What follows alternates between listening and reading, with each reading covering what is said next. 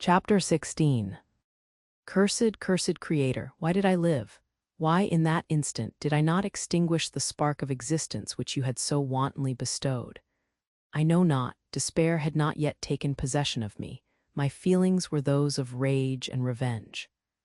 I could with pleasure have destroyed the cottage and its inhabitants, and have glutted myself with their shrieks and misery. When night came, I quitted my retreat and wandered in the wood, and now, no longer restrained by the fear of discovery, I gave vent to my anguish in fearful howlings. I was like a wild beast that had broken the toils, destroying the objects that obstructed me and ranging through the wood with a stag-like swiftness. Oh, what a miserable night I passed! The cold stars shone in mockery, and the bare trees waved their branches above me. Now and then the sweet voice of a bird burst forth amidst the universal stillness. All save I were at rest or in enjoyment. I, like the arch-fiend, bore a hell within me, and finding myself unsympathized with, wished to tear up the trees, spread havoc and destruction around me, and then to have sat down and enjoyed the ruin. But this was a luxury of sensation that could not endure. I became fatigued with excessive bodily exertion, and sank on the damp grass in the sick impotence of despair. There was none among the myriads of men that existed who would pity or assist me, and should I feel kindness towards my enemies? No. From that moment I declared everlasting war against the species, and more than all, against him who had formed me and sent me forth to this insupportable misery. The sun rose, I heard the voices of men, and knew that it was impossible to return to my retreat during that day. Accordingly, I hid myself in some thick underwood, determining to devote the ensuing hours to reflection on my situation. The pleasant sunshine and the pure air of day restored me to some degree of tranquility, and when I considered what had passed at the cottage, I could not help believing that I had been too hasty in my conclusions.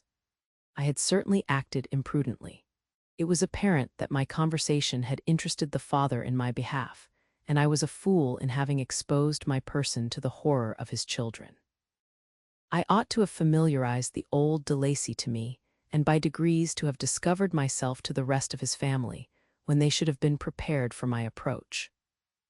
But I did not believe my errors to be irretrievable, and after much consideration I resolved to return to the cottage, seek the old man, and by my representations win him to my party.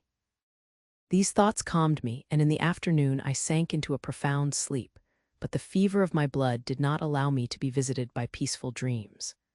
The horrible scene of the preceding day was forever acting before my eyes. The females were flying, and the enraged Felix tearing me from his father's feet. I awoke exhausted, and finding that it was already night, I crept forth from my hiding place and went in search of food. When my hunger was appeased, I directed my steps towards the well-known path that conducted to the cottage. All there was at peace. I crept into my hovel and remained in silent expectation of the accustomed hour when the family arose. That hour passed, the sun mounted high in the heavens, but the cottagers did not appear. I trembled violently, apprehending some dreadful misfortune. The inside of the cottage was dark, and I heard no motion. I cannot describe the agony of this suspense. Presently 2 countrymen passed by, but pausing near the cottage, they entered into conversation using violent gesticulations. But I did not understand what they said, as they spoke the language of the country, which differed from that of my protectors. Soon after, however, Felix approached with another man. I was surprised, as I knew that he had not quitted the cottage that morning, and waited anxiously to discover from his discourse the meaning of these unusual appearances. "Do you consider," said his companion to him, "that you will be obliged to pay 3 months' rent and to lose the produce of your garden? I do not wish to take any unfair advantage, and I beg therefore that you will take some days to consider of your determination." "It is utterly useless," replied Felix. "We can never again inhabit your cottage. The life of my father is in the greatest danger, owing to the dreadful circumstance that I have related. My wife and my sister will never recover from their horror.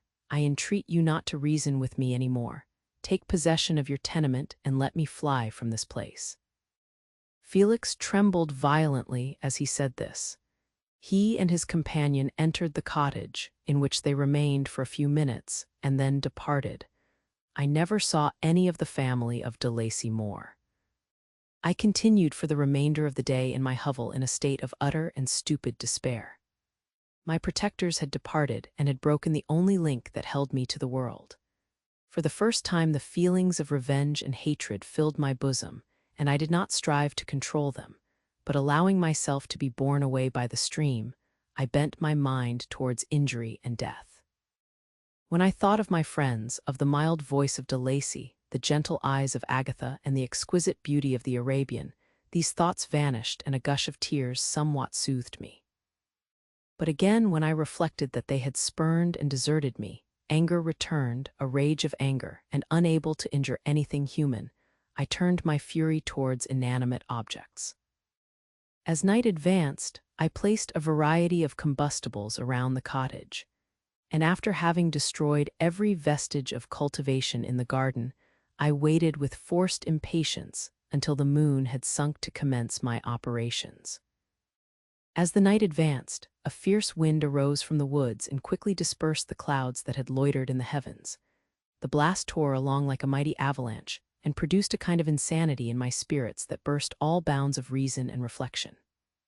I lighted the dry branch of a tree and danced with fury around the devoted cottage, my eyes still fixed on the western horizon, the edge of which the moon nearly touched.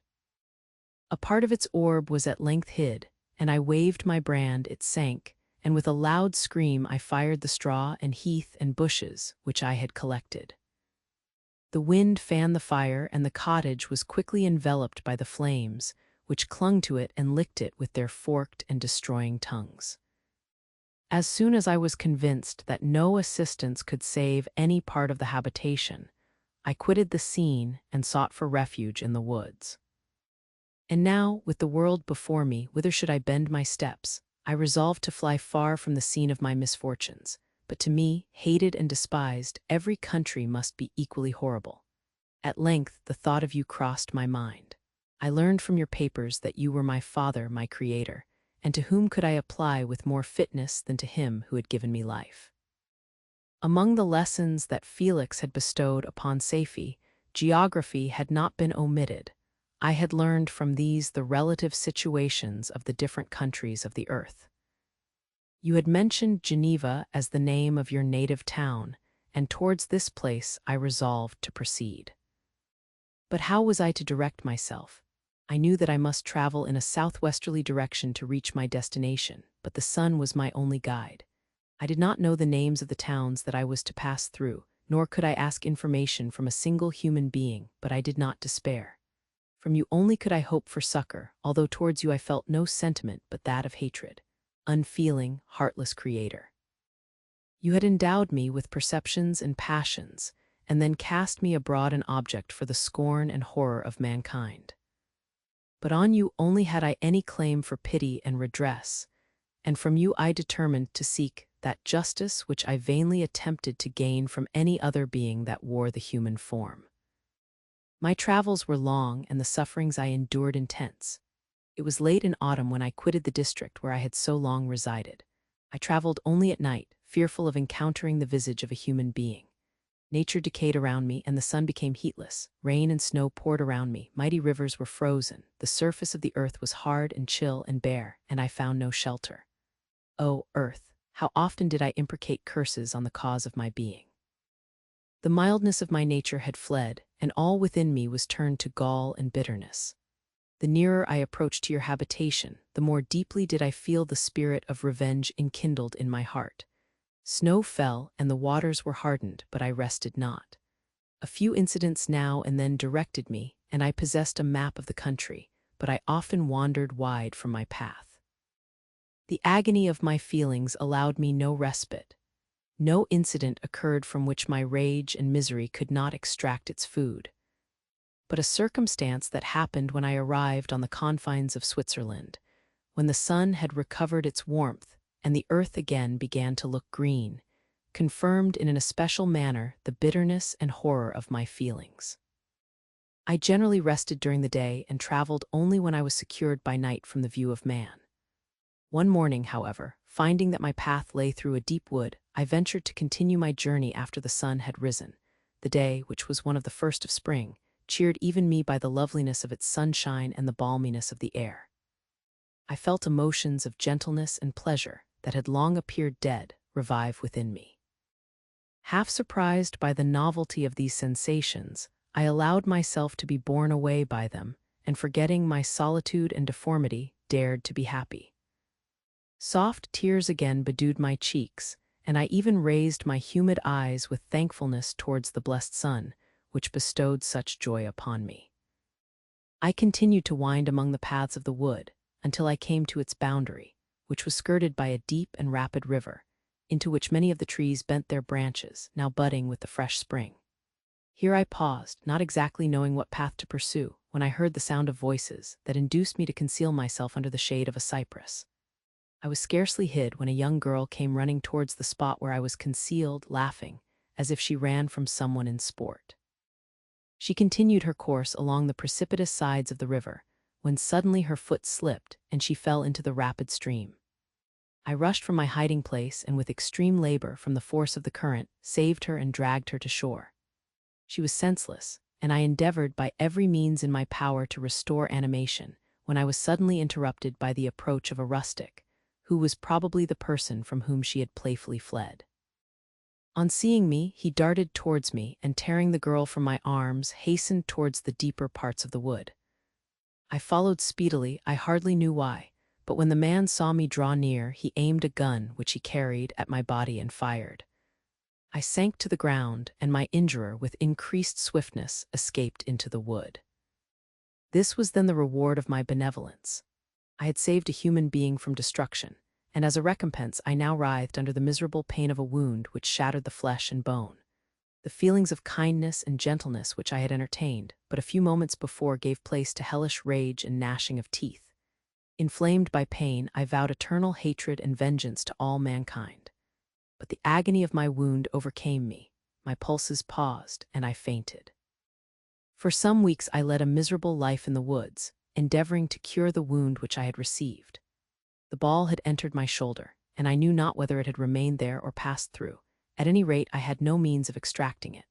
My sufferings were augmented also by the oppressive sense of the injustice and ingratitude of their infliction. My daily vows rose for revenge, a deep and deadly revenge, such as would alone compensate for the outrages and anguish I had endured. After some weeks my wound healed, and I continued my journey. The labors I endured were no longer to be alleviated by the bright sun or gentle breezes of spring. All joy was but a mockery which insulted my desolate state and made me feel more painfully that I was not made for the enjoyment of pleasure.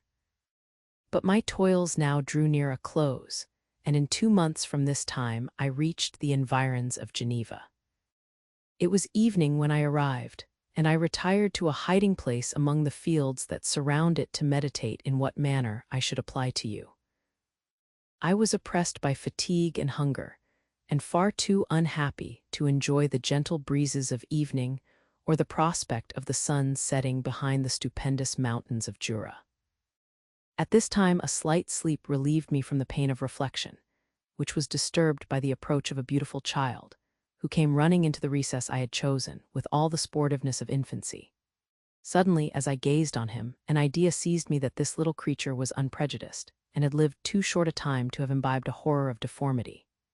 If, therefore, I could seize him and educate him as my companion and friend, I should not be so desolate in this peopled earth. Urged by this impulse, I seized on the boy as he passed and drew him towards me. As soon as he beheld my form, he placed his hands before his eyes and uttered a shrill scream. I drew his hand forcibly from his face and said, "Child, what is the meaning of this? I do not intend to hurt you, listen to me." He struggled violently. "Let me go," he cried. "Monster, ugly wretch, you wish to eat me and tear me to pieces. You are an ogre. Let me go, or I will tell my papa." "Boy, you will never see your father again. You must come with me." "Hideous monster, let me go. My papa is a syndic. He is Frankenstein. He will punish you.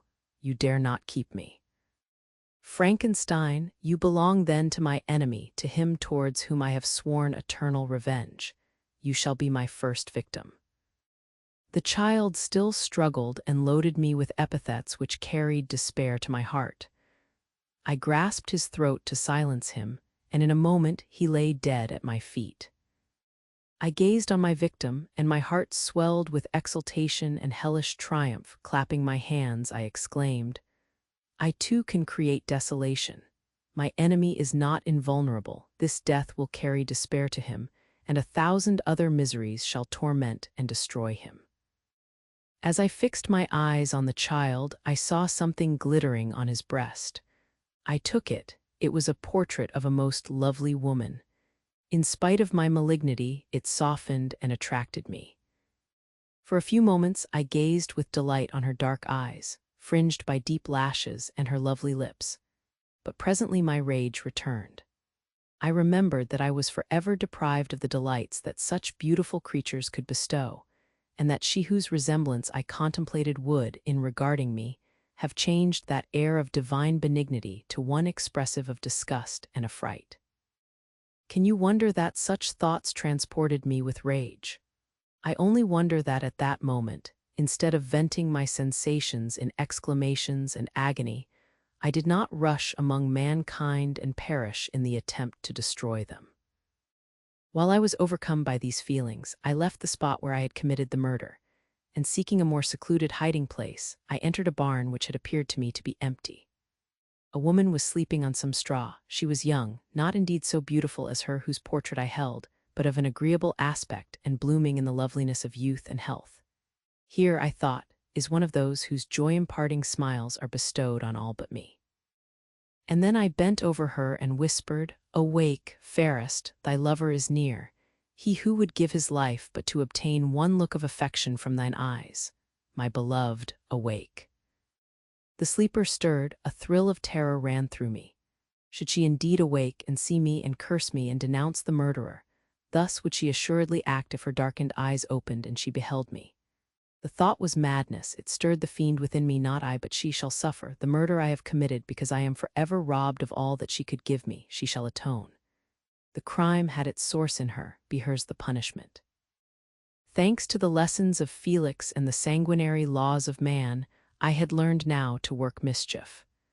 I bent over her and placed the portrait securely in one of the folds of her dress. She moved again, and I fled. For some days I haunted the spot where these scenes had taken place, sometimes wishing to see you, sometimes resolved to quit the world and its miseries forever. At length I wandered towards these mountains, and have ranged through their immense recesses, consumed by a burning passion which you alone can gratify. We may not part until you have promised to comply with my requisition. I am alone and miserable. Man will not associate with me, but one as deformed and horrible as myself would not deny herself to me. My companion must be of the same species and have the same defects. This being you must create. Chapter 17. The being finished speaking and fixed his looks upon me in the expectation of a reply. But I was bewildered, perplexed, and unable to arrange my ideas sufficiently to understand the full extent of his proposition. He continued, "You must create a female for me with whom I can live in the interchange of those sympathies necessary for my being. This you alone can do, and I demand it of you as a right which you must not refuse to concede." The latter part of his tale had kindled anew in me the anger that had died away while he narrated his peaceful life among the cottagers. And as he said this, I could no longer suppress the rage that burned within me. "I do refuse it," I replied, "and no torture shall ever extort a consent from me. You may render me the most miserable of men, but you shall never make me base in my own eyes. Shall I create another like yourself, whose joint wickedness might desolate the world? Begone, I have answered you. You may torture me, but I will never consent." "You are in the wrong," replied the fiend, "and instead of threatening, I am content to reason with you. I am malicious because I am miserable. Am I not shunned and hated by all mankind? You, my creator, would tear me to pieces in triumph. Remember that, and tell me why I should pity man more than he pities me. You would not call it murder if you could precipitate me into one of those ice rifts and destroy my frame, the work of your own hands. Shall I respect man when he condemns me? Let him live with me in the interchange of kindness, and instead of injury I would bestow every benefit upon him with tears of gratitude at his acceptance. But that cannot be. The human senses are insurmountable barriers to our union. Yet mine shall not be the submission of abject slavery. I will revenge my injuries. If I cannot inspire love, I will cause fear, and chiefly towards you, my archenemy, because my Creator, do I swear inextinguishable hatred. Have a care, I will work at your destruction, nor finish until I desolate your heart, so that you shall curse the hour of your birth. A fiendish rage animated him as he said this. His face was wrinkled into contortions too horrible for human eyes to behold, but presently he calmed himself and proceeded. I intended to reason. This passion is detrimental to me, for you do not reflect that you are the cause of its excess. If any being felt emotions of benevolence towards me, I should return them 100 and 100-fold. For that one creature's sake, I would make peace with the whole kind. But I now indulge in dreams of bliss that cannot be realized. What I ask of you is reasonable and moderate. I demand a creature of another sex, but as hideous as myself. The gratification is small, but it is all that I can receive, and it shall content me. It is true, we shall be monsters, cut off from all the world, but on that account we shall be more attached to one another. Our lives will not be happy, but they will be harmless and free from the misery I now feel. Oh, my Creator, make me happy. Let me feel gratitude towards you for one benefit. Let me see that I excite the sympathy of some existing thing. Do not deny me my request. I was moved. I shuddered when I thought of the possible consequences of my consent, but I felt that there was some justice in his argument. His tale and the feelings he now expressed proved him to be a creature of fine sensations, and did I not as his maker owe him all the portion of happiness that it was in my power to bestow? He saw my change of feeling and continued. If you consent, neither you nor any other human being shall ever see us again. I will go to the vast wilds of South America. My food is not that of man. I do not destroy the lamb and the kid to glut my appetite. Acorns and berries afford me sufficient nourishment. My companion will be of the same nature as myself and will be content with the same fare. We shall make our bed of dried leaves. The sun will shine on us as on man and will ripen our food. The picture I present to you is peaceful and human, and you must feel that you could deny it only in the wantonness of power and cruelty. Pitiless as you have been towards me, I now see compassion in your eyes. Let me seize the favorable moment and persuade you to promise what I so ardently desire. You propose, replied I, to fly from the habitations of man, to dwell in those wilds where the beasts of the field will be your only companions. How can you, who long for the love and sympathy of man, persevere in this exile? You will return and again seek their kindness, and you will meet with their detestation. Your evil passions will be renewed, and you will then have a companion to aid you in the task of destruction. This may not be. Cease to argue the point, for I cannot consent. How inconstant are your feelings! But a moment ago you were moved by my representations, and why do you again harden yourself to my complaints? I swear to you, by the earth which I inhabit, and by you that made me, that with the companion you bestow I will quit the neighborhood of man and dwell, as it may chance, in the most savage of places. My evil passions will have fled, for I shall meet with sympathy. My life will flow quietly away, and in my dying moments I shall not curse my Maker. His words had a strange effect upon me. I compassionated him and sometimes felt a wish to console him, but when I looked upon him, when I saw the filthy mass that moved and talked, my heart sickened and my feelings were altered to those of horror and hatred. I tried to stifle these sensations. I thought that as I could not sympathize with him, I had no right to withhold from him the small portion of happiness which was yet in my power to bestow. You swear, I said, to be harmless, but have you not already shown a degree of malice that should reasonably make me distrust you? May not even this be a feint that will increase your triumph by affording a wider scope for your revenge? How is this? I must not be trifled with, and I demand an answer. If I have no ties and no affections, hatred and vice must be my portion. The love of another will destroy the cause of my crimes, and I shall become a thing of whose existence everyone will be ignorant. My vices are the children of a forced solitude that I abhor, and my virtues will necessarily arise when I live in communion with an equal. I shall feel the affections of a sensitive being, and become linked to the chain of existence and events from which I am now excluded. I paused some time to reflect on all he had related and the various arguments which he had employed. I thought of the promise of virtues which he had displayed on the opening of his existence, and the subsequent blight of all kindly feeling by the loathing and scorn which his protectors had manifested towards him. His power and threats were not omitted in my calculations. A creature who could exist in the ice caves of the glaciers and hide himself from pursuit among the ridges of inaccessible precipices was a being possessing faculties it would be vain to cope with. After a long pause of reflection, I concluded that the justice due both to him and my fellow creatures demanded of me that I should comply with his request. Turning to him, therefore, I said, "I consent to your demand, on your solemn oath to quit Europe forever, and every other place in the neighborhood of man, as soon as I shall deliver into your hands a female who will accompany you in your exile." "I swear," he cried, "by the sun and by the blue sky of heaven and by the fire of love that burns my heart, that if you grant my prayer while they exist you shall never behold me again. Depart to your home and commence your labors. I shall watch their progress with unutterable anxiety, and fear not but that when you are ready I shall appear." Saying this, he suddenly quitted me, fearful, perhaps, of any change in my sentiments. I saw him descend the mountain with greater speed than the flight of an eagle, and quickly lost among the undulations of the sea of ice. His tale had occupied the whole day, and the sun was upon the verge of the horizon when he departed. I knew that I ought to hasten my descent towards the valley, as I should soon be encompassed in darkness, but my heart was heavy and my steps slow. The labor of winding among the little paths of the mountain and fixing my feet firmly as I advanced perplexed me, occupied as I was by the emotions which the occurrences of the day had produced. Night was far advanced when I came to the halfway resting place and seated myself beside the fountain.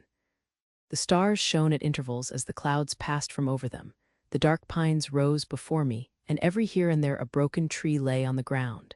It was a scene of wonderful solemnity and stirred strange thoughts within me. I wept bitterly, and clasping my hands in agony, I exclaimed, "Oh, stars and clouds and winds, ye are all about to mock me. If ye really pity me, crush sensation and memory, let me become as naught. But if not, depart, depart, and leave me in darkness."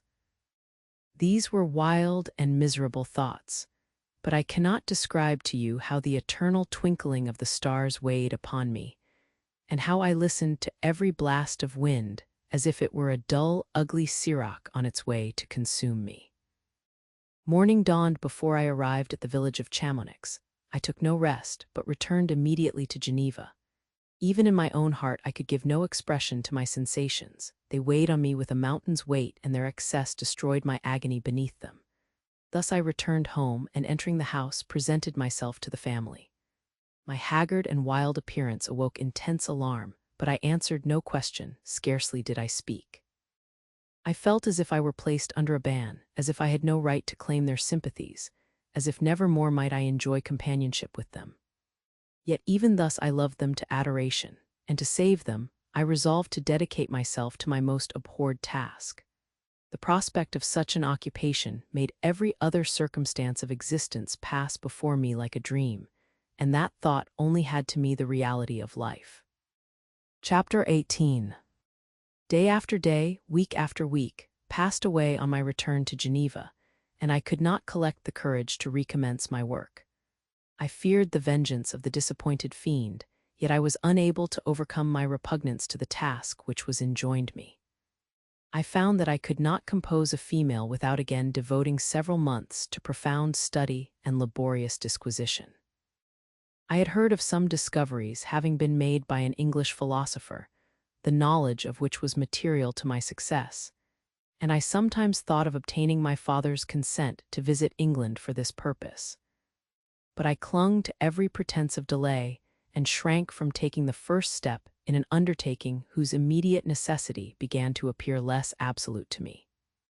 A change indeed had taken place in me. My health, which had hitherto declined, was now much restored, and my spirits, when unchecked by the memory of my unhappy promise, rose proportionably. My father saw this change with pleasure, and he turned his thoughts towards the best method of eradicating the remains of my melancholy, which every now and then would return by fits, and with a devouring blackness overcast the approaching sunshine.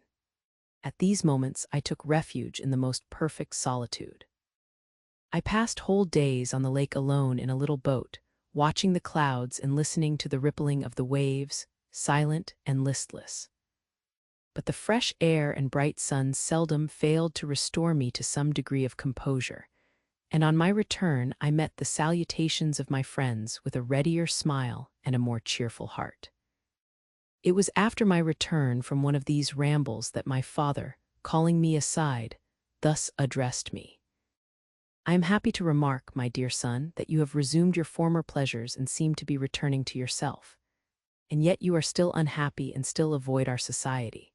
For some time I was lost in conjecture as to the cause of this, but yesterday an idea struck me, and if it is well founded, I conjure you to avow it. Reserve on such a point would be not only useless, but draw down treble misery on us all." I trembled violently at his exordium, and my father continued. "I confess, my son, that I have always looked forward to your marriage with our dear Elizabeth as the tie of our domestic comfort and the stay of my declining years. You were attached to each other from your earliest infancy. You studied together and appeared in dispositions and tastes entirely suited to one another. But so blind is the experience of man that what I conceived to be the best assistance to my plan may have entirely destroyed it. You, perhaps, regard her as your sister, without any wish that she might become your wife. Nay, you may have met with another whom you may love, and considering yourself as bound in honor to Elizabeth, this struggle may occasion the poignant misery which you appear to feel. My dear father, reassure yourself. I love my cousin tenderly and sincerely. I never saw any woman who excited, as Elizabeth does, my warmest admiration and affection. My future hopes and prospects are entirely bound up in the expectation of our union.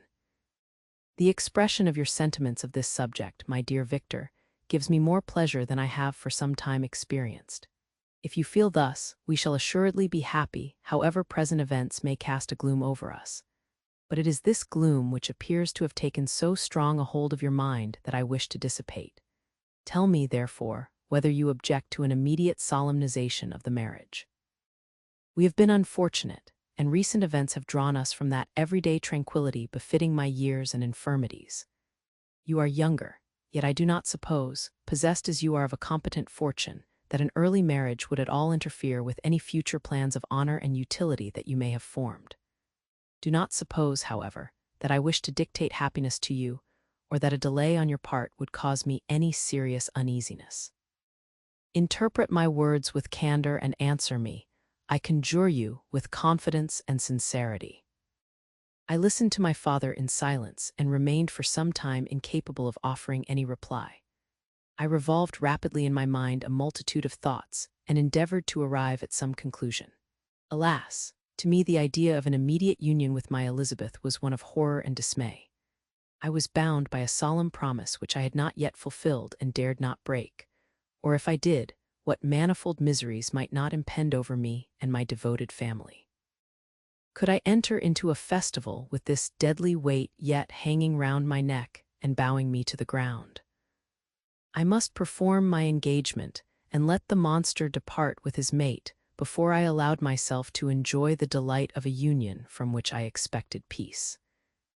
I remembered also the necessity imposed upon me of either journeying to England or entering into a long correspondence with those philosophers of that country, whose knowledge and discoveries were of indispensable use to me in my present undertaking. The latter method of obtaining the desired intelligence was dilatory and unsatisfactory. Besides, I had an insurmountable aversion to the idea of engaging myself in my loathsome task in my father's house, while in habits of familiar intercourse with those I loved.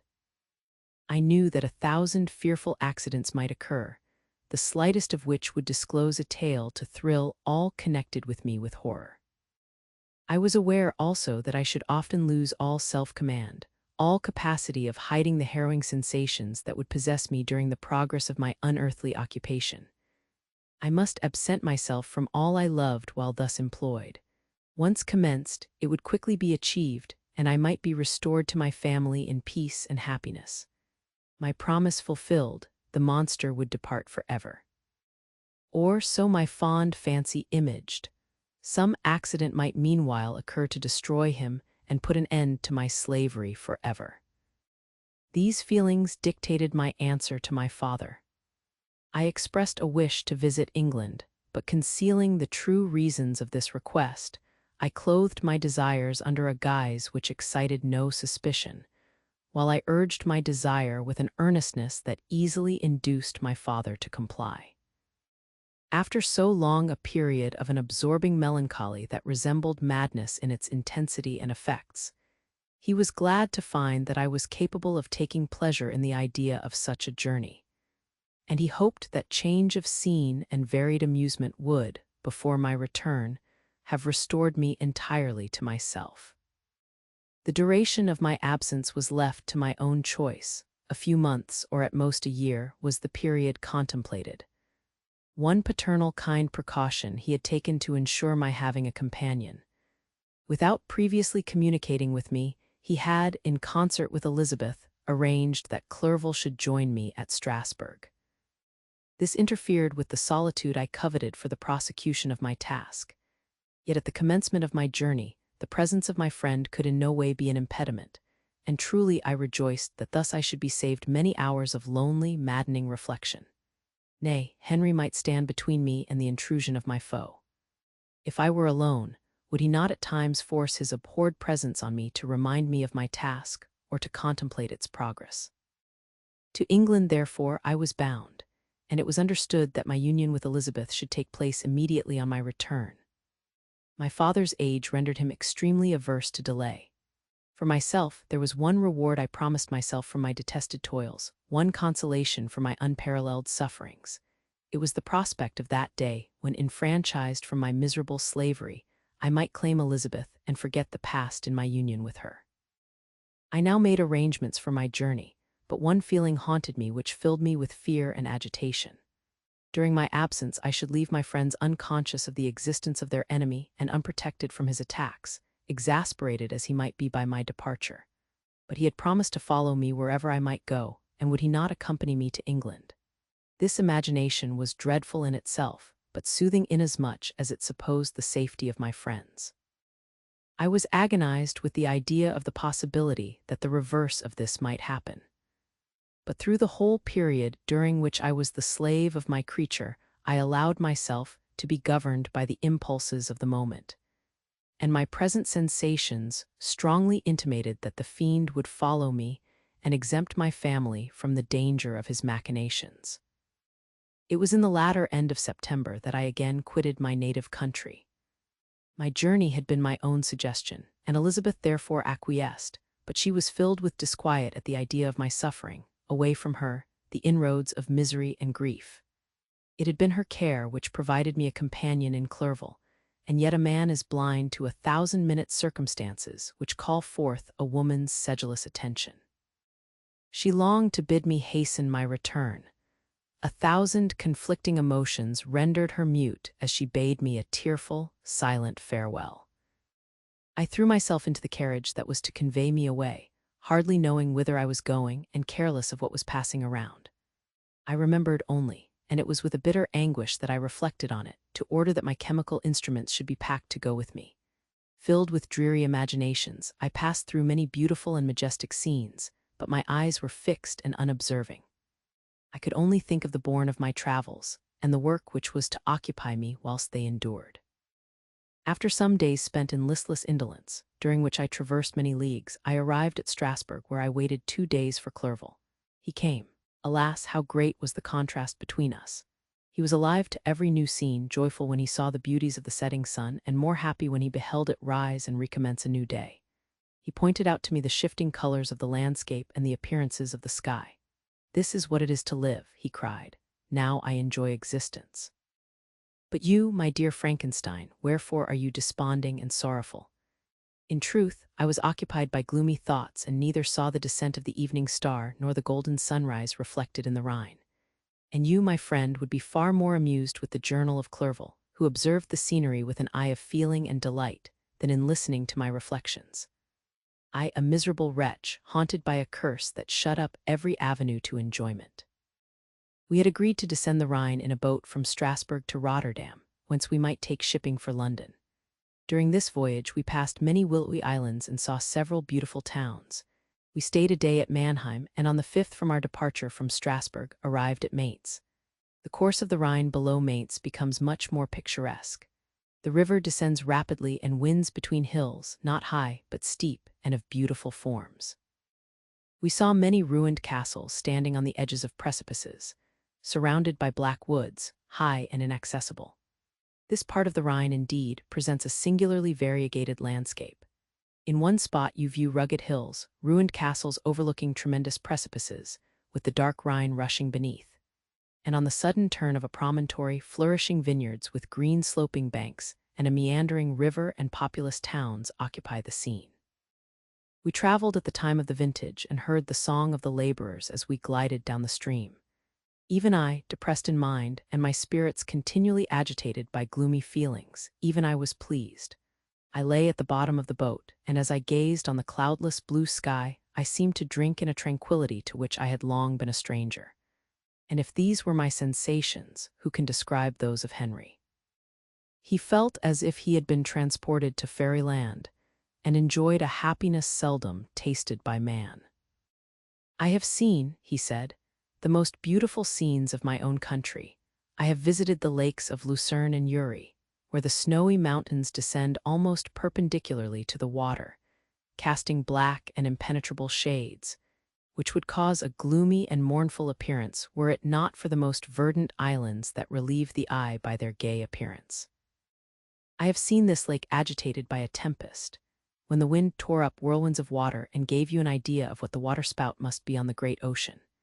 And the waves dash with fury the base of the mountain, where the priest and his mistress were overwhelmed by an avalanche, and where their dying voices are still said to be heard amid the pauses of the nightly wind. I have seen the mountains of La Valle and the Pays de Vaux. But this country, Victor, pleases me more than all those wonders. The mountains of Switzerland are more majestic and strange, but there is a charm in the banks of this divine river that I never before saw equaled. Look at that castle which overhangs yon precipice, and that also on the island, almost concealed amongst the foliage of those lovely trees, and now that group of laborers coming from among their vines, and that village half hid in the recess of the mountain. Oh, surely the spirit that inhabits and guards this place has a soul more in harmony with man than those who pile the glacier or retire to the inaccessible peaks of the mountains of our own country. Clerval, beloved friend, even now it delights me to record your words and to dwell on the praise of which you are so eminently deserving. He was a being formed in the very poetry of nature. His wild and enthusiastic imagination was chastened by the sensibility of his heart. His soul overflowed with ardent affections, and his friendship was of that devoted and wondrous nature that the worldly-minded teach us to look for only in the imagination. But even human sympathies were not sufficient to satisfy his eager mind. The scenery of external nature, which others regard only with admiration, he loved with ardor. The sounding cataract haunted him like a passion. The tall rock, the mountain, and the deep and gloomy wood, their colors and their forms, were then to him an appetite, a feeling and a love that had no need of a remoter charm by thought supplied or any interest unborrowed from the eye. Wordsworth's Tintern Abbey. And where does he now exist? Is this gentle and lovely being lost forever? Has this mind, so replete with ideas, imaginations fanciful and magnificent, which formed a world whose existence depended on the life of its creator, has this mind perished? Does it now only exist in my memory? No, it is not thus. Your form so divinely wrought and beaming with beauty has decayed, but your spirit still visits and consoles your unhappy friend. Pardon this gush of sorrow. These ineffectual words are but a slight tribute to the unexampled worth of Henry, but they soothe my heart, overflowing with the anguish which his remembrance creates. I will proceed with my tale. Beyond Cologne we descended to the plains of Holland, and we resolved to post the remainder of our way, for the wind was contrary and the stream of the river was too gentle to aid us. Our journey here lost the interest arising from beautiful scenery, but we arrived in a few days at Rotterdam, whence we proceeded by sea to England. It was on a clear morning in the latter days of December that I first saw the white cliffs of Britain. The banks of the Thames presented a new scene. They were flat but fertile, and almost every town was marked by the remembrance of some story. We saw Tilbury Fort and remembered the Spanish Armada, Gravesend, Woolwich, and Greenwich, places which I had heard of even in my country. At length we saw the numerous steeples of London, St. Paul's towering above all, and the tower famed in English history. Chapter 19. London was our present point of rest. We determined to remain several months in this wonderful and celebrated city. Clerval desired the intercourse of the men of genius and talent who flourished at this time, but this was with me a secondary object. I was principally occupied with the means of obtaining the information necessary for the completion of my promise, and quickly availed myself of the letters of introduction that I had brought with me, addressed to the most distinguished natural philosophers. If this journey had taken place during my days of study and happiness, it would have afforded me inexpressible pleasure. But a blight had come over my existence, and I only visited these people for the sake of the information they might give me on the subject in which my interest was so terribly profound. Company was irksome to me. When alone, I could fill my mind with the sights of heaven and earth. The voice of Henry soothed me, and I could thus cheat myself into a transitory peace. But busy, uninteresting, joyous faces brought back despair to my heart.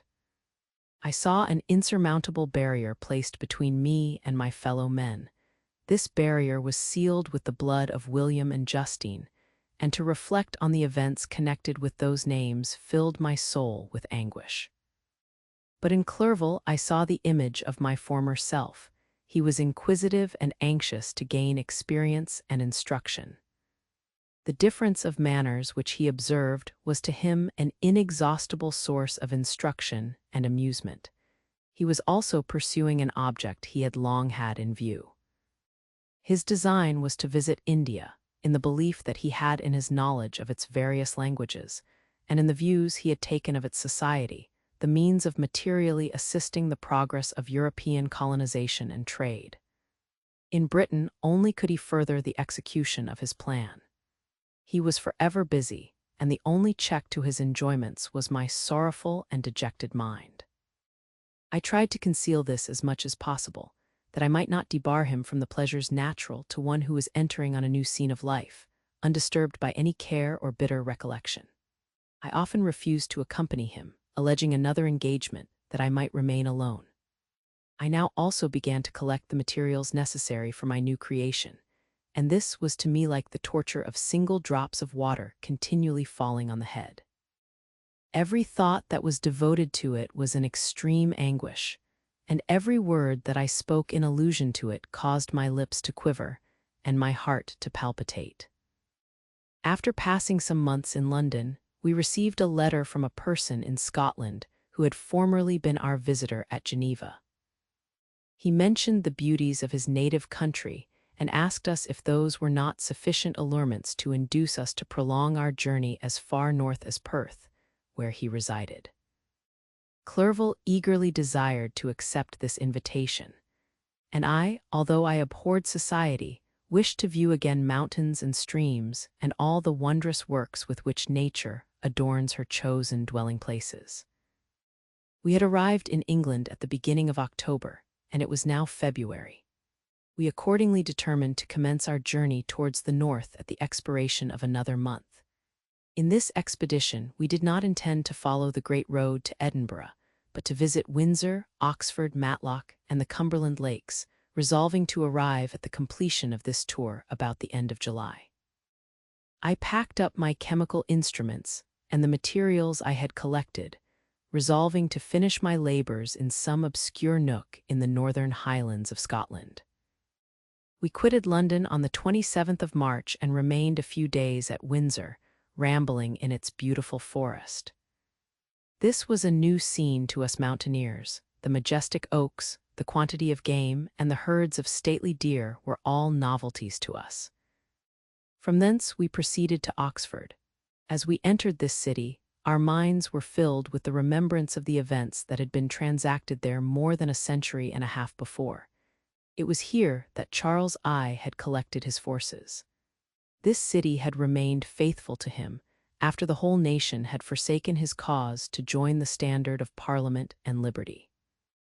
The memory of that unfortunate king and his companions, the amiable Falkland, the insolent Goring, his queen and son, gave a peculiar interest to every part of the city which they might be supposed to have inhabited. The spirit of elder days found a dwelling here, and we delighted to trace its footsteps. If these feelings had not found an imaginary gratification, the appearance of the city had yet in itself sufficient beauty to obtain our admiration. The colleges are ancient and picturesque.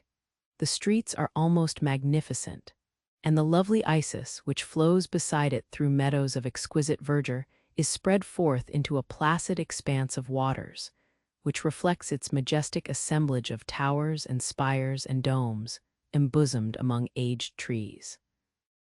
I enjoyed this scene, and yet my enjoyment was embittered both by the memory of the past and the anticipation of the future. I was formed for peaceful happiness. During my youthful days, discontent never visited my mind, and if I was ever overcome by ennui, the sight of what is beautiful in nature or the study of what is excellent and sublime in the productions of man could always interest my heart and communicate elasticity to my spirits. But I am a blasted tree, the bolt has entered my soul, and I felt then that I should survive to exhibit what I shall soon cease to be, a miserable spectacle of wrecked humanity, pitiable to others and intolerable to myself. We passed a considerable period at Oxford, rambling among its environs and endeavoring to identify every spot which might relate to the most animating epoch of English history. Our little voyages of discovery were often prolonged by the successive objects that presented themselves. We visited the tomb of the illustrious Hampden and the field on which that patriot fell.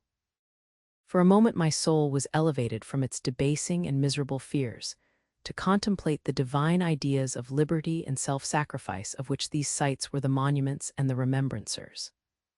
For an instant I dared to shake off my chains and look around me with a free and lofty spirit, but the iron had eaten into my flesh, and I sank again, trembling and hopeless, into my miserable self. We left Oxford with regret and proceeded to Matlock, which was our next place of rest. The country in the neighborhood of this village resembled, to a greater degree, the scenery of Switzerland, but everything is on a lower scale, and the green hills want the crown of distant white Alps which always attend on the piny mountains of my native country. We visited the wondrous cave and the little cabinets of natural history, where the curiosities are disposed in the same manner as in the collections at Servox and Chamonix. The latter name made me tremble when pronounced by Henry, and I hastened to quit Matlock, with which that terrible scene was thus associated. From Derby, still journeying northwards, we passed 2 months in Cumberland and Westmoreland. I could now almost fancy myself among the Swiss mountains. The little patches of snow which yet lingered on the northern sides of the mountains, the lakes, and the dashing of the rocky streams were all familiar and dear sights to me. Here also we made some acquaintances, who almost contrived to cheat me into happiness. The delight of Clerval was proportionably greater than mine. His mind expanded in the company of men of talent, and he found in his own nature greater capacities and resources than he could have imagined himself to have possessed while he associated with his inferiors. "I could pass my life here," said he to me, "and among these mountains I should scarcely regret Switzerland and the Rhine." But he found that a traveler's life is one that includes much pain amidst its enjoyments. His feelings are forever on the stretch, and when he begins to sink into repose, he finds himself obliged to quit that on which he rests in pleasure for something new, which again engages his attention, and which also he forsakes for other novelties. We had scarcely visited the various lakes of Cumberland and Westmoreland, and conceived an affection for some of the inhabitants when the period of our appointment with our Scotch friend approached, and we left them to travel on. For my own part, I was not sorry. I had now neglected my promise for some time, and I feared the effects of the demon's disappointment.